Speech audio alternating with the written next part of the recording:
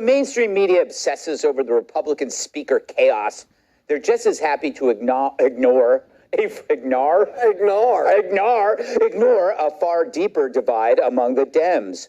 And all it took was 1,400 dead Israelis to bring it to light. So let's have an adult conversation, shall we? I know what you're thinking. Guess that means no poop jokes. We'll wait. Now, we've been told all these years that the ultra-progressives like the Squad are a fringe among the left, that ranting nutbags like AOC and Rashida Tlaib don't really represent where the Dems are going. They're just some socialist special sauce on the Big Mac of progressive policies. They might be a little spicy, but they wouldn't ruin the meal. Well, now it's clear that special sauce was rancid, spiked with child hormones and fentanyl, and the meat was anything but kosher. You knew all along, didn't you, America? You could see where the Democratic Party's energy was. A party once for the working class suddenly became all about protest, pronouns, and pigmentation. Where schools taught the 3 R's of rioting, ransacking, and screaming racism. And so unlike the shocked talking heads who just can't believe undergrads are painting swastikas on walls, you're saying, congrats, Dems, you created this monster. And you're right. Fact is, the Dems' tolerance for some of the world's most discredited ideas has left them running a daycare to a gaggle of screaming, uncontrollable monster children who refuse to be ignored and who still champion socialism. Has no one ever taught the Squad the result of the Cold War, that America became the lead nation on earth while the Soviet Union became an answer on Jeopardy? And just the $200 answer at that? Traffic over the Berlin Wall was one way for a reason. Soviet socialism didn't work, and it hasn't anywhere. Socialism transformed Venezuela from a wealthy oil exporter to a broke and starving oil importer, where they barely have enough fuel to barbecue animals from the Caracas Zoo. No person is illegal is another infantile progressive chestnut. Translated, it means, America, you not only don't deserve a border, you don't deserve a country. And then, of course, there was defunding the police. That went over about as well as a kosher deli on the Gaza Strip. Well, a lot of older Dems who knew better, the progs turned America's cities into overtaxed crime scenes. New York, Chicago, San Fran, Philly, they're all emptying faster than a buffet table backstage at The View. But like a third grader who claims the dog ate his homework, the new left have a built-in excuse for their failed ideas: white supremacy. Yep, white supremacy is why we can't have safe cities, a strong border, or a CVS where NyQuil isn't under lock and key. And oh yeah, it's also why we can't have Israel. Guess what, Jews? They see you as white, even if you don't. True Jews are now seen as part of the white majority that seeks to dominate people of color. How did this happen? Well, there's success. Who needs a race-baiting industry when you excel? The irony, of course, is that this race-baiting industry is what keeps the rest from excelling. When they label you a victim, you become one. Instead, you should be emulating Jews and not hating them. But by allowing the anti-Semite lobby to hook their cause to BLM and embracing the oppressed versus oppressor filter, the Dems' most energized voters are now replacing their Che Guevara posters with Hamas action figures. You've seen the videos, posters of Jewish hostages torn down, Jews assaulted in cities, so-called intellectuals exhilarated by mass murder. But we all got used to seeing those videos on the History Channel. They look different in color now, from 7 days ago instead of 7 decades. So as we enter the election season, moderate and really Jewish Democrats have to ask themselves, do I remain in a party that's decided Israel is a white supremacist nation that must be destroyed? According to the American Enterprise Institute, the Jewish vote in 2020 went to Joe Biden over Donald Trump by a margin of 3-1. Apology accepted, Jewish voters. But can that hold next year for those who woke up 2 weeks ago to find themselves called Nazis by those who own their party's future? Even the New York Times wondered how Jewish leaders feel about their ideological allies, seeing them as oppressors who deserve the blame. Joel Simons, a progressive rabbi and founding director of the Jewish Center for Justice, summed it up, quote, "The silence is deafening and it is a betrayal on so many levels." And now a former liberal Jew captures what this means on the ground.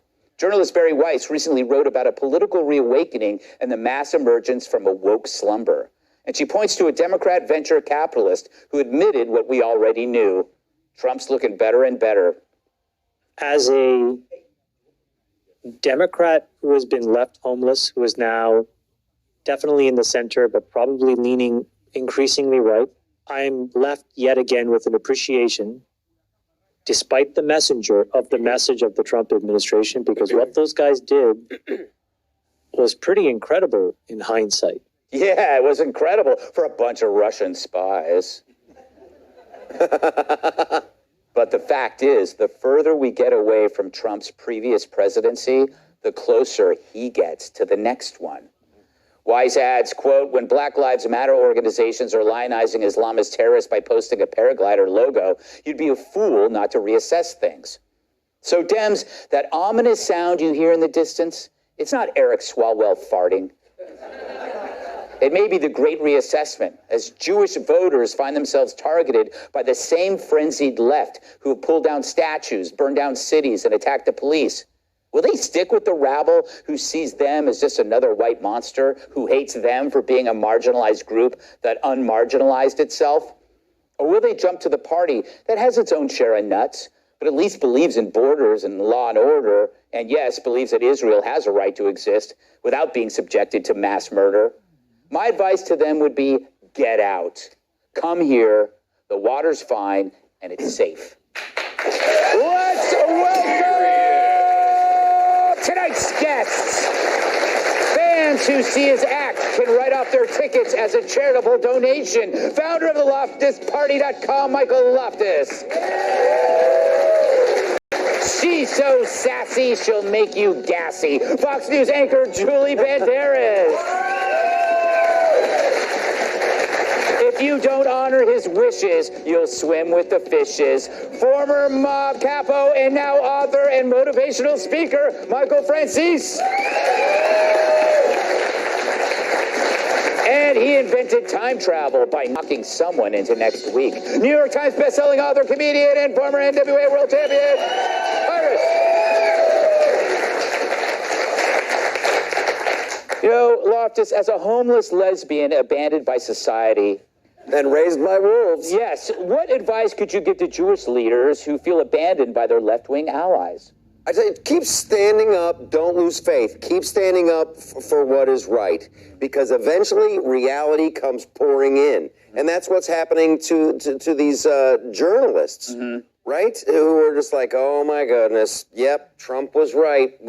Things were better off, and it's like, just stay and that's why these kids are ripping down the posters all over the place. They don't want the reminder of reality. They want to live in their fantasy world where, oh, we're the underdog and we're fighting. Listen, we are in the middle of the longest game of I told you so right now in American history. Everybody knew it was going to go off the rails with Biden. It's just a matter of how bad it is. It's like America's a beautiful car. Trump had it going. We were all liked it. New paint job, MAGA on the license plate. And then they're like, we should let Biden drive. And we're like, no.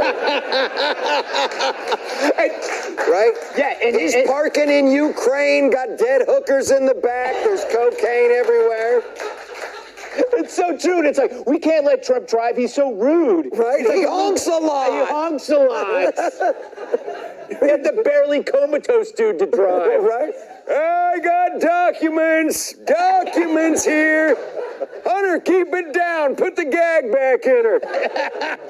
Oh, Julie, it feels like the Democratic Party is abandoning everyone except the woke. They're not going to have anybody left. You're absolutely right. They certainly don't have the entire Jewish population left. You're talking about keeping up the good fight. Before you keep up the good fight, switch parties. It is time to switch parties. If you're Jewish and you're an American, or you're Jewish American, you got to switch parties, because your Democratic constituents, they do not have your back. Those elected officials that say that they're fighting for you, all these Jews that are actually fighting for all these Democratic causes, forget about it. Throw in the towel. Rashida Tlaib, first of all, is an anti-Semitic. Ilhan Omar, another Democratic racist leader. Both of these women have basically led Democrats down this path, and they have been anti-Semitic since before this war. In 2020, Tlaib, in fact, was lashed out for doing something anti-Semitic on Twitter. So as far as I'm concerned, the Democratic Party has lost, or should lose, every Jew in America. Well done. Michael. Good to see you. You used to be in the mob, and now you're a motivational speaker. I'm dying to know how you motivate people. You better do the right thing. That's right. What else? Yes, exactly. It'd be a shame if you don't take my advice. So, what do you make of Biden's handling of things so far? It doesn't look too good. Greg, I can tell you this. I missed my criminal career. It should have been 25 years later than when it was back then. If we were, I tell people all the time, this defunding the police. When I was on the street, Giuliani indicted me on a big case. If you would have come to me and said, Michael, don't worry about anything. If you get in trouble, you're going to get bail, no problem. We're only going to give you maybe 6 months in prison. Do you think I would have went straight at that point? I would have said, hey, thank you. I would have been a worse criminal.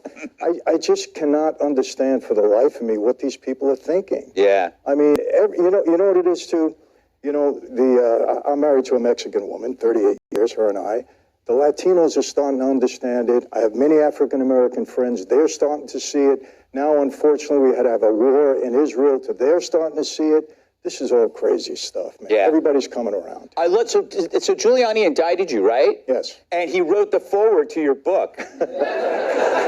Well, that's what I Funny. said. That's beautiful. That's amazing. That's how it's supposed to work. Exactly. Greg, remember, he's not in law enforcement anymore, so now he's on the street. Now I tell him what to do. No, I'm only kidding. I'm only kidding. No. All right, Tyrus. What is your advice for Jews who are still in the Democratic Party? Oh, I have none. Yeah. I would just be like, what else do you need? I mean, but the Democrats, it's not the Democrats, the socialists. We got to start calling what they are. The Marxist socialists are very good at convincing us of the group. It's the group. If you leave the group, there's something wrong with you. Republicans have always been about individual achievement. You do your thing, you make your money, you build your stuff, you make sure you try to build generational wealth for your family. The Jewish community did that as a group, which is against everything the Democrats stand for, because they have the groups that need to depend on them. Why they never get anything. And their greatest partner for a long time was us, the black community. They would keep telling us, there's all this stuff out there for you, but they're not going to let you have it. Stick with us. We're going to fight until you get it. Oh, we're still fighting. Because that R word, it's so racist out there. It's so hard to get you guys stuff. So stick with us while they continue to build their wealth. Bernie, he's got 3 mansions? He's socialist. How's that work? But do I get to hang out there? Can I have a room? He'd be like, no, his security would throw me out. So this war, what happened was they've been in this beautiful country called America where there was no real problems. You can invent stuff. You can call everybody in this audience racist and we'd all apologize for it. There was nothing real that happened. There was no check system. There was no one to say, I have a question. What about this? We just got a big ass question on what happened in Israel. And they thought they could do what they always do, is attack the majority, attack the normal way of thinking by creating racist. It's poor Palestinians, poor Hamas. The Jews were the oppressors. There was if there was oppressors there the day they invaded, they wouldn't have got there. Exactly. Yes. They wouldn't have made it. Yeah. But they leave that out. Common sense, truth, virtue, those are all things that they don't need because they deal in drama and making things up. And that's how the woke did. Woke didn't have numbers. They tricked us on Twitter. They tricked us now. Why do they want open borders? Because they need numbers. They need soldiers. They need volunteers. But as people come in, they can only keep them for a few years because eventually the immigrants that come in are here for what? Individual achievement. They left the group, not to join another group. And that's what they're about, is the group. And the Jewish people represent the group that they despise the most because they don't need them for anything. Yeah. They built their own communities from ashes. When their community's in trouble, they fundraise. They build generational wealth. Their families build. To a socialist Democrat, that is the worst thing ever. And that's why they're so against them. There you go. All right. If the Jewish and the Amish ever get together.